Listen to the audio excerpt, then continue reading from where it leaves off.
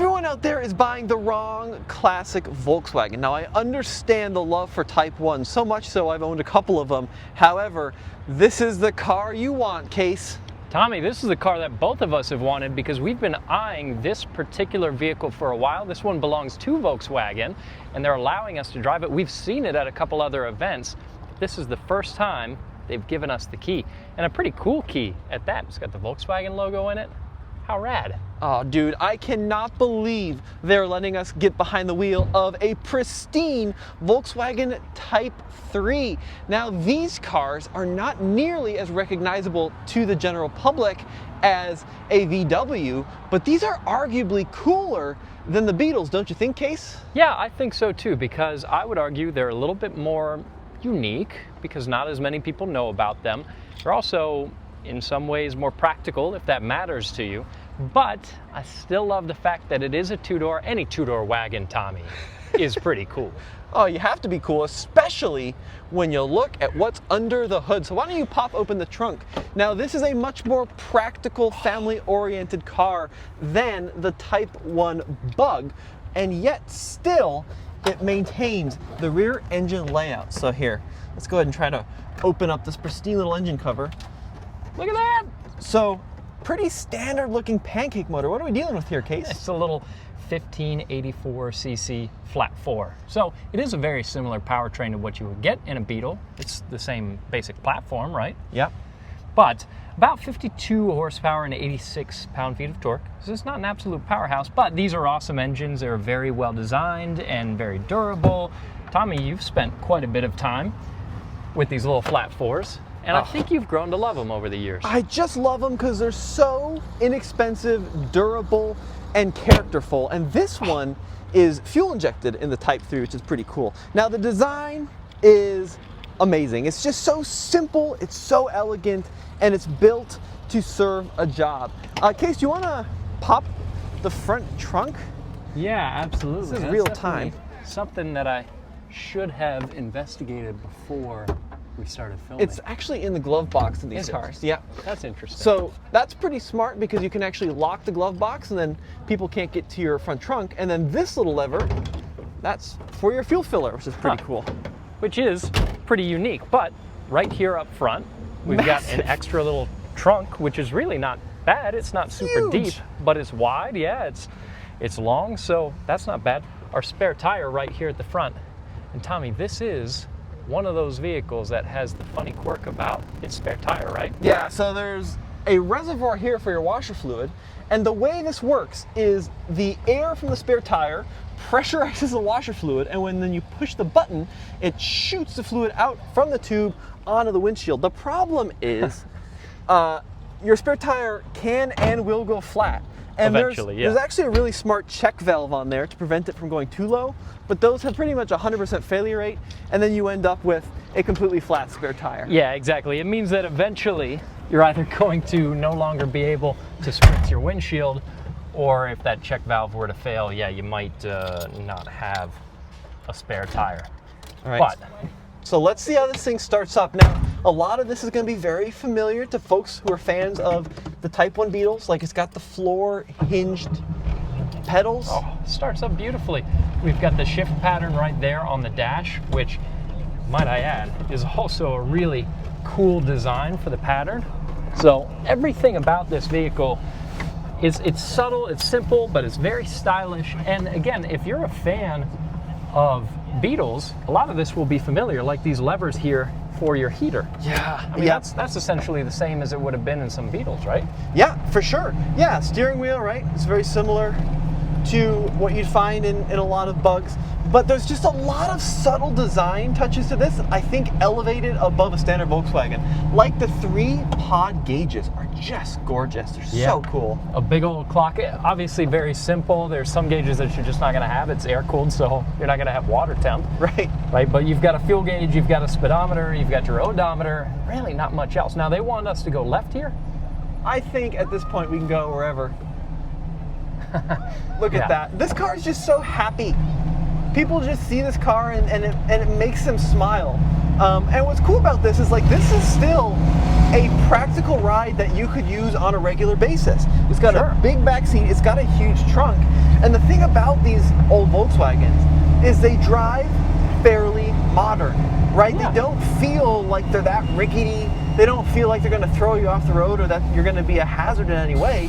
You can go right here, Kase. You just get behind the wheel and you drive them. That's super cool. It's also an incredibly easy car to drive. It's a 4-speed manual, so it's very simple. They did have these as 3-speed automatics, but Tommy, you can't have the 3-speed automatic version of this car because the top speed on the manual, 84, top speed on the automatic, only 81. And if I remember correctly, that wasn't even a full automatic. That was an auto stick. So it was a clutchless manual transmission where the clutch was operated by an actuator in the actual shifter, which is pretty it's wild. It's a strange system.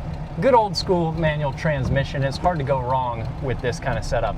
And these cars are fun to drive, obviously not because they're fast, but they're so open. You've got a huge greenhouse, tons of glass, and might I add, this vehicle, like we said, is very cherry, but look at the condition of the glass around us. It's perfectly clear.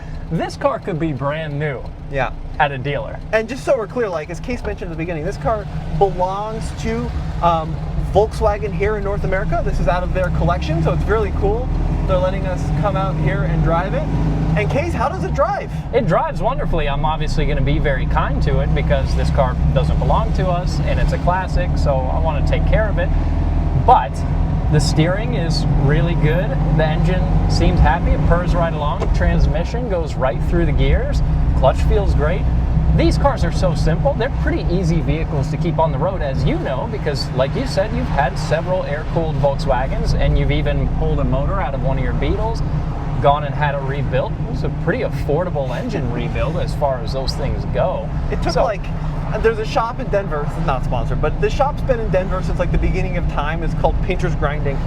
And I called him up and I was like, hey, I've got a Super Beetle and I want an engine rebuilt. And the guy's like, oh, we're really backlogged, it's gonna be a few months. And he's like, well, kid, what do you want? And I'm like, I just want it to be reliable, 1600 stock. He's like, well, bring it on by, we'll see if we can squeeze it in. So I drop it off, expecting it to be like a month. Or a year, or something insane. As it is with engine rebuilds. It took them like 6 days. And it was $1,600 for everything. Which is awesome. everything, Yeah, granted, you pulled the motor and brought it to them. That helps a little bit with the cost. But 4 bolts. It's such a, that's true. Yeah, literally 4 bolts holding the engine in place. So, yeah, it is an incredibly simple vehicle, one that you can keep on the road pretty easily, and they're so much fun to drive. You still get reasonably good fuel economy. I think back in the day, these were rated in the mid-20s for fuel economy, which is still passable in this day and age. So if you were looking for a classic car that you could actually get some pretty solid use out of, this would 100% be one. And the other nice thing is that these are very affordable to buy. Yes. What a nice squareback, top of the market, maybe 10, 15? Yeah, do you think even that much? Yeah, I mean, the thing about these cars, and then you've got vehicles like the fastbacks, right? They're getting kind of collectible because they were used and then they were thrown away. That's fair. There's just so many more Beetles. Now, they built these from, I think, 61 to 73. Does that sound about right? Yeah, that sounds about right. So it was a long production run, and they did build many of them, but they weren't quite as iconic as the Beetles, and they certainly didn't build as many globally. So they're getting a little bit unusual. Yeah, let's go right here. That being said, I still see some pretty decent squarebacks. Maybe not perfect, but decent ones for 5,000 to 8,000. So it's possible to get into one of these cars for not that much money, and yeah, you might have to do a little bit of work to it, but it's such a fun car, so cool. The only thing that I am missing, Tommy, because in general, I actually personally like these squarebacks even more than the Beetles. The one thing it is missing is the chirp. Yeah. So bugs have this really iconic little as you go down the road, and that's actually the noise coming from the tips. Yeah, exactly. The exhaust tips. I think theoretically you could do that. This one also has a sunroof, so that makes this a pretty desirable car. Look at that hand crank. Oh, yeah, you got to leave that open, Tommy. Okay, we'll leave it open. Look at that. This is wonderful. This is such a nice little car, so pleasant. I think a lot of times we can get wrapped up in old school cars that have big fire-breathing V8s, and I love that stuff as much as anybody, but it's so nice to get into a vintage car that's just pleasant, it's quiet, it's cute. It's painted orange, which is perfect for the fall, especially being in October as we are. So this car is just such a joy. I'm merging and I'm foot down, Tommy. Give her hell, Kase. Quoted back in the day was 18 seconds to 60. That's about right. Yeah. So you kind of got to adjust your gauge internally a little bit when you're driving this car. It's not modern traffic. You can't always necessarily keep up with modern traffic. Ultimately, you can do highway speeds. So this is still a usable car. I mean, I think, like, looking back at how history's treated this car, this must have been such a revelation, right? We're here in Michigan. Yeah. And if you bring yourself back to the late 60s, early 70s, every car on the road would have been a Ford station wagon, some GM big body thing, or a Chrysler with no quarter panels, right? Yeah. And then you've got Volkswagen that comes in with the Beetle, which was kind of this weird little quirky car that was very reliable and well made, but that's not a real car. You know, get yourself a real car. Yeah. And then they launched something like the Squareback, which proves that you can have a well-made automobile that's affordable, gets good fuel economy, which is a big deal when you go into the 70s, Sure. and then still holds all of your stuff. That was such a amazing thing that Volkswagen really kind of pioneered to some extent with this car. So, this car comes from a time where simplicity was pretty normal, but in this day and age really makes you long for some of that simplicity that's gone away from the automobile. This is just a simple frame with an air-cooled motor back there, 4 wheels, and some seats bolted to that metal body. There's nothing to it. yeah. And it's great. It's such a breath of fresh air. It's so nice to be in and around. It wouldn't be practical, but there's a part of me that thinks to myself, if I could, wouldn't I love to daily drive something like this? Yeah, I mean, it would be a little tricky in Colorado, and I wouldn't want to do it anywhere where they use salt. For sure. You wouldn't want to take a nice one and rust it to bits. Yeah, these things do rust phenomenally quickly. But I think it's an overlooked classic. Yep. Right? All the attention in the Volkswagen world is on the Bugs and the convertibles and maybe even the Carmen Gias, and it's still a smaller community that's into these squarebacks. But what a cool car. I'm just pleased as punch, is that what they say? I am so happy that we finally, me specifically, got to take it around the block, because we've been eyeing this car for such a long time. And the first time we saw this, I started researching them because it's such a neat little car. And like you said, I think very much overlooked. So this is the kind of thing that I would love to have in my garage. Well, folks, it's really rad. I'd love to hear what you guys think about little Type 3 in the comments section below. Big thank you to Volkswagen, who's celebrating their 70 years in America. Yeah. And we'll see you on the next video. Thanks for watching. Pretty cool.